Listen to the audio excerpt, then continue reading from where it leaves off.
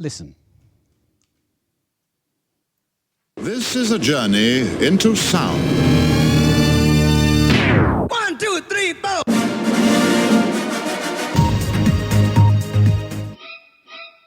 Happy birthday to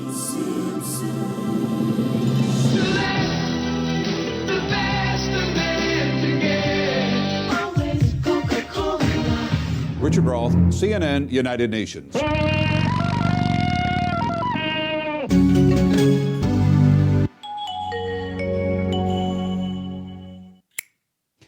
A variety of sounds, some of them made by brands, and many of them iconic. I'm sure you recognize most of them. All brands are making sound. So if I stick a brand in the middle of that picture, you can imagine the sound coming out from every brand. If you're running a brand, your brand is making sound.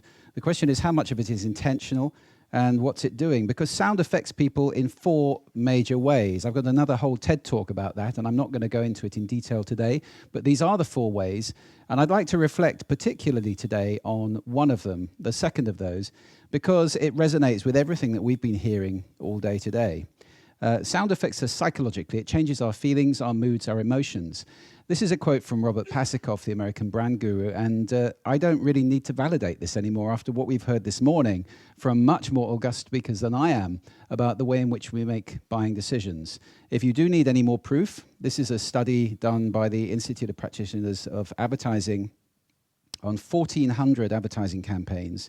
And what it says effectively is the effectiveness of advertising campaigns that were primarily emotional is double the effectiveness of advertising campaigns that were primarily rational. So appealing to the feelings works. Now, if we were to draw one of those lovely spaces that we enjoy so much in the marketing world with 2 axes and take that emotional, rational dimension and also add a dimension of conscious to non-conscious, I think today, after what we've heard, we're all pretty confident that the vast majority of buying decisions take place down here. This is the interesting sector. And the question is, how do we as marketers get to this sector? You know, I'm very familiar with walking out of shops with a little bit of rational conscious going on. Yep, that was a good thing to buy, as we heard earlier from Professor Tim Ambler. And there's a bit of non-conscious rational. I wouldn't buy a pair of shoes for £50,000. That's just stupid to me.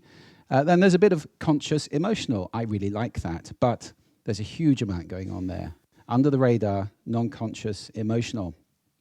The question is, how do we get to that? And the answer is through the senses. The senses are the gateways to the emotions. This is a guess, for me personally, at the way that my senses work. The blue lines, or the blue elements in these bars, are conscious. So my sight, for example, is very conscious. I know where I'm looking. I can close my eyes.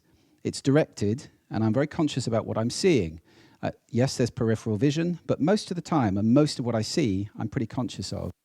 Sound, on the other hand, and even though I'm a practiced listener, a huge amount of the sound that goes on is unconscious, because I, like all of us, I'm very used to suppressing noise all around me. The same is true for smell. So the senses have different quantities of conscious and non-conscious going on in them. And that's why they are the gateways to the emotions. And yet, I wonder if you can guess the proportion of marketing spend which goes on these. Well, it's a very high proportion. This is taken from Martin Lindstrom's book, Brand Sense. 86% of all the money that's spent on marketing is spent on the eyes. Now, that's out of whack. And I want to show you why it's out of whack. One of the big reasons it's out of whack is because of this wonderful concept, super additivity, which has been validated by Professor Charles Spence at Oxford University, among many other cross-modal researchers. They're looking at the relationship between different senses. And this is just one example, which I passionately love because I'm a sound guy. If you take a visual message and you add a congruent oral message, audio message, you increase the impact by 1,100%. That is to say, 1 + 1 = 12. Not 2, but 12. And as you add senses, that kind of multiplier effect is cumulative. So for brands, this is a very important argument. And I would like to take you through the 8 ways in which a brand can express itself in sound. So let's start with 1 o'clock up there, brand voice. By this, I mean literally brand voice. I'm not talking about metaphorically here, like agencies talk about tone of voice. This is literally brand voice. How would the brand sound if you spoke to it? Is it old or young? masculine or feminine, lively and bubbly, or laid back and formal and professional. The first time I got on a Virgin Atlantic aeroplane, the stewardess said to me, "Hello, sexy." Now, I hope she meant it. If she worked for British Airways, she probably would have been sacked for saying that. Working for Virgin, that was perfect. That is Virgin's brand voice. It's cheeky, it's irreverent, it's informal, and it's surprising. So I don't think she was trained to say that, but she understood the brand at her heart, and she was given permission to say that. Brand voice is very, very significant. And I'm talking about voice on the telephone, call centers, giving some consistency to the conversations we have with brands. Brand music. Music is a very, very powerful form of sound. Those of you who've traveled with British Airways, whom I just mentioned, will recognize this piece of music.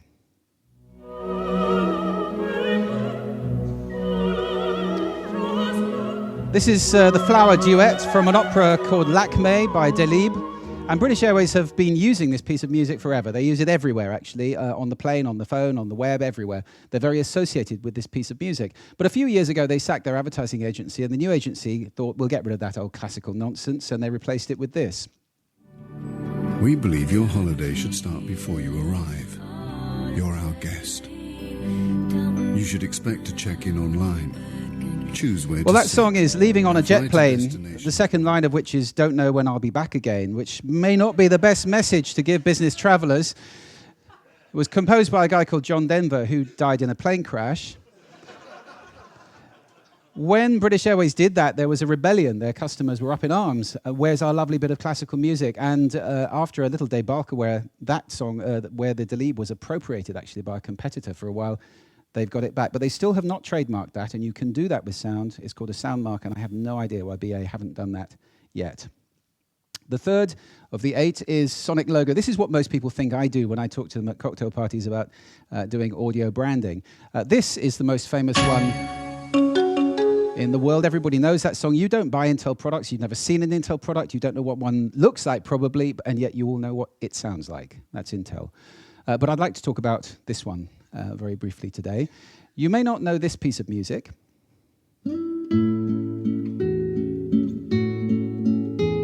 But you will recognize it in a moment.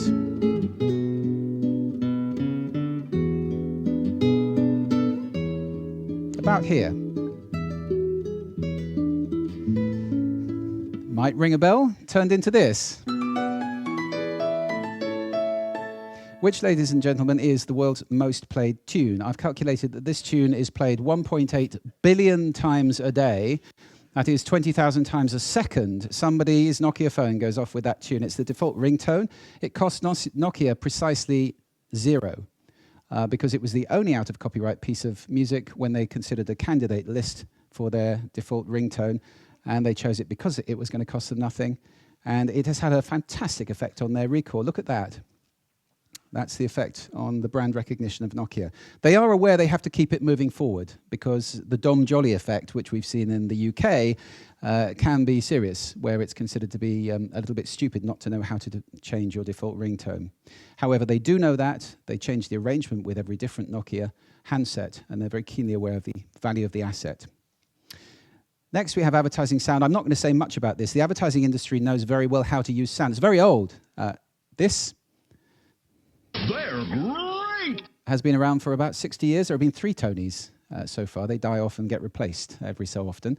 Advertising agencies know very well how to use sound in TV commercials, certainly. They've learned a lot from the film industry, who are the best in the world at using this form of sound. They could be a little more consistent from time to time, but generally pretty good. So let's move on to branded audio. This is a relatively new form. It's been around in its old form like this for a while. These organizations, Hotel Cos, Buddha Bar, Café Del Mar, they've made far more money out of CDs than out of being a bar or a hotel. They've sold tens of millions of CDs of music compilations with their brand on. But these days it looks like this, and it can sound like this. This is Alberto Salazar, your Nike running coach. This 30-minute workout A brilliant includes example Toby from Cruz Nike, to improve where your you running get fitness Alberto and leg Salazar, strength. world It's champion. easier to You can have him on your build iPod, distance. talking you through the workout with the compliments of Nike. It's on brand, it's completely associated with using their product. It's a brand extension, which is ideal, and that's branded audio. And then we have telephone sound. Oh dear, what a disaster. Press 1 for this, 3 for this, 5 for this. Slam the phone down in frustration because you can't talk to a real person. None of the options you want were featured. If you do get through to a real person, very often they're in a call center 7,000 miles away, working off a screen which doesn't have your question on it. It can be an extremely frustrating experience. And there's a long, long way to go, given that many businesses only exist, many brands only exist on the telephone. Your credit card, your utility company, you see a bill, you phone them up. Those are the only two experiences you generally have of them. Serious problem, telephone sound. Product sound can be very powerful, as here. Harley-Davidson tried to trademark this, but they didn't get away with it because there are other engines that sound very similar to this. So they failed. Kellogg's did trademark their crunch, and Apple, of course, have this sound, which anybody who uses a proper computer knows very, very well indeed. It's not just the sound of actually using the product itself, of course. That's the bullseye, the name and the actual usage of the product. But some products are silent. There is still the sound of the packaging, and there is also the sound of what goes on when you're using the product, or sound associated with the product. For example, Latin music with Bacardi, that kind of association. And finally, soundscapes. And I'm just going to go into this in a tad more detail just for the last couple of minutes. Most retail soundscapes have got three characteristics. The first is they're arbitrary. The second is that they're incongruent with the brand. And the third is that they're hostile. They make us feel like this. And that's crazy, because in shops you want people to stick around as a rule. I'll give you some examples of what I'm talking about. This is a shelf stacker in a supermarket, dropping trays in the aisle. If you can see it happening, it's not so bad, but try this on headphones and you get the real visceral effect. This is an old friend. I don't have to introduce this one to you. Tragically, these little chaps go around screaming until somebody finally puts them in a corner and puts them out of their misery, but there's nobody tasked with listening and oiling them or replacing them. This is a chiller cabinet. It looked fantastic. Mist drifting down across the vegetables. 75 decibels at 1 meter. Stand between two of those and it's like being in a factory, like being physically assaulted. And then music. And who thinks this is a pleasant retail environment? This is a straight recording. I haven't doctored this at all.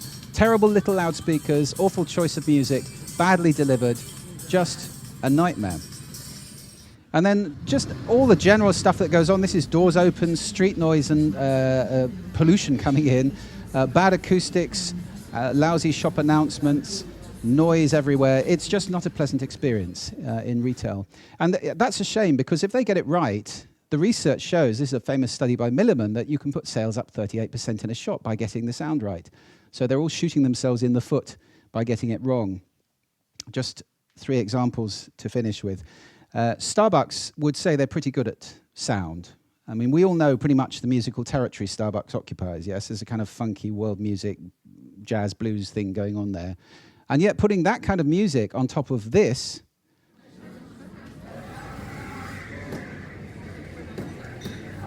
this is just icing on mud. If you put music on top of noise like that, it's just more noise, and it's not pleasant. It may look like a cake, but it's not a cake. This is a study by North Hargreaves Macmillan. They did it in a supermarket with identical gondola end displays of French and German wine. And the test conditions were alternating days of French and German music. So on day 1, they had cheesy French accordion music. There was nothing particularly subtle about this test. On day 2, it was German beer keller music. On the French music days, French wine outsold German wine by 5 bottles to 1. Which may not be surprising because it's better. Most people prefer it. But I'm sorry to any Germans in the audience. On the German music days, however, German wine outsold French wine by 2 bottles to 1. Now, that is unusual. And if you'd asked the people coming out of the shop, did you buy that wine because of the German music playing, they would have said, what music? Because it goes in under the radar. This is an emotional connection that we're making. Second of the 3 short case studies. This is a wine cellar in a restaurant. They played alternating days of pop and classical music. Can you guess what happened? It's fairly clear, isn't it? On the classical music days, spending went up. It wasn't that people bought more bottles of wine, they just bought more expensive bottles of wine. Presumably, there was a bit of Vivaldi playing. They said to each other, let's have a good bottle tonight. Because people associate classical music with quality. And this is one we were involved with. BP found that their brand was being holed below the waterline by the terrible toilets. And I think we can all identify with that. So they did this program of 5-star bathrooms, which look very nice. They've got lovely pictures of sunflowers and fields. They're spotlessly clean, and we have put generative birdsong into those bathrooms. And the result is that customer satisfaction has gone up by 50%. So sound is having a significant effect in retail and commercial soundscapes. And I would like to just suggest that if a brand is a promise delivered, in other words, it's a promise that consistently is matched by the experience that we receive, then what we need to move towards is a designed multimedia experience in all the senses. We experience the world in 5 senses, we experience brands in 5 senses, and therefore we should design them carefully. And that leads me to finish with 4 golden rules for commercial sound. The first is to make it congruent with your visual branding. Pointing in the same direction, take advantage of super additivity. The second is to make it appropriate. We don't want to be beating people over the head with sound, surprising them and shocking them. We'd like to be supporting them. So it should be entirely appropriate for the space and what people are doing. And the third, and possibly the most important of all, the Elizabethans described language, a conversation actually, as decorated silence, which is a description I love. Let's make all the sound that we make as brands valuable to people, not just veneer the world with music.